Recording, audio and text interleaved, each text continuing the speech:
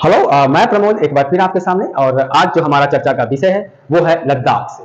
हम थोड़ा सा दिल्ली से हट के बात करेंगे। आज हम थोड़ा सा सुप्रीम कोर्ट और एसबीआई से हट के बात करेंगे। आज एक टॉपिक जो ज्वलंत टॉपिक है वो है लद्दाख से। अभी सोनम वांगचुक साहब जो एक पर्यावरणविद भी हैं, जिन्हें रमन मैग्सेसे अवार्ड से सम्मानित भी किया गया है, उन्होंने बहुत सारे ऐसे काम किए हैं जो कि सराहनीय है। वो आज भूख हड़ताल पर मोदी सरकार के अगेंस्ट बैठे हुए हैं। इसका मतलब यह है कि वो लद्दाख के लिए लड़ रहे हैं। इसका मतलब यह भी है कि लद्दाख के लोग ठीक नहीं है, या लद्दाख का जो सिचुएशन है वो ठीक नहीं है। अगर सिचुएशन ठीक होता तो भूख हड़ताल की जरूरत क्यों पड़ती, या लोग सड़कों पे आते क्यों? किसी भी राज्य में अगर शासन प्रणाली ठीक से नहीं चलता है, या संवैधानिक रूप से नहीं चलता है, या सब चीज ठीक नहीं होता है, तो कहीं ना कहीं लोग वहां के सड़कों पर उतरते हैं अपने अधिकारों की रक्षा के लिए। दुनिया जानती है कि फ्रांस की क्रांति, रशिया की क्रांति, अमेरिका की क्रांति, सब जानते हैं। भारत में से बढ़कर इसका उदाहरण क्या हो सकता है। चलिए बात करते हैं।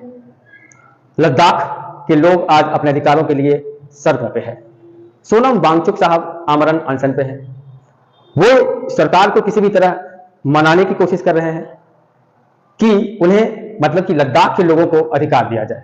लद्दाख के लोगों को 4 तरह की सुविधाएं चाहिए, यानी कि उनकी 4 डिमांड है। पहला डिमांड यह है कि उन्हें 6th शेड्यूल में डाल दिया जाए। अब ये 6th शेड्यूल क्या होता है?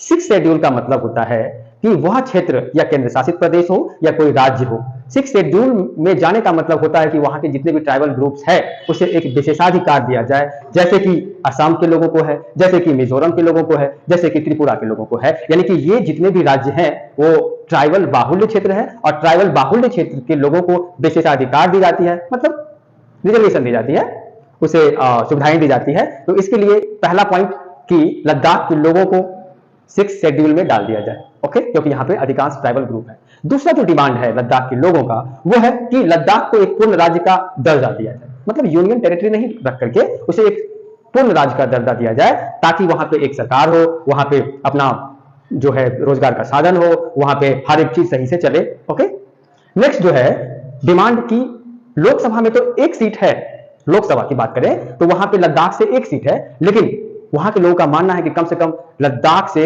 2 एमपीज होना चाहिए। ओके, तीसरी मांग। और जो चौथी मांग है कि वहां पे एक सर्विस कमीशन होना चाहिए। अब हम जानते हैं कि लद्दाख पर्वतीय भाग है, लद्दाख जो है उसका ज्योग्राफिकल रीजन थोड़ा अलग है, पठार है, सालों भर बर्फ से ढके रहते हैं। तो इस कंडीशन में वहां के लोगों का जीविकोपार्जन करना मुश्किल हो जाता है। तो लोग जिएगा कैसे? कम से कम नौकरी रहेगी, सरकारी नौकरी रहेगी, तो एटलीस्ट वहां पे एक सर्विस कमीशन स्थापित की जाए। ये 4 डिमांड है लद्दाख के लोगों का, और जिनके लिए आज वो सड़कों पे उतर रहे हैं। ओके, तो देखते हैं कि क्या मोदी सरकार इस 4 डिमांड को मांगते हैं, या उसके पीछे भी कोई राजनीतिक मुद्दा है। क्योंकि अगर आप 6th शेड्यूल में डाल देते हैं लद्दाख को, तो लद्दाख का लैंड, लद्दाख का पर्यावरण, लद्दाख के जो रीजन जो है वो उस राज्य के अंदर आ जाएगा। तो फिर वहां पे सरकार कुछ नहीं कर सकती, आई मीन कि सेंट्रल सरकार का वर्चस्व खत्म हो जाता है। तो इसके पीछे पॉलिसी क्या है ये तो पता नहीं, वो तो गवर्नमेंट जानेगा या केंद्र सरकार जानेगा कि वो लद्दाख को क्यों रखना चाहता है अपने यूनियन टेरिटरी बना करके। ये डिपेंड करता है सरकार पर। लेकिन अभी अनशन जारी है, और आशा करते हैं कि यह सक्सेसफुल अनशन हो, और जो हमारे सोनम वांगचुक साहब हैं उनका जो मेहनत है वो व्यर्थ ना जाए। धन्यवाद, थैंक यू सो मच।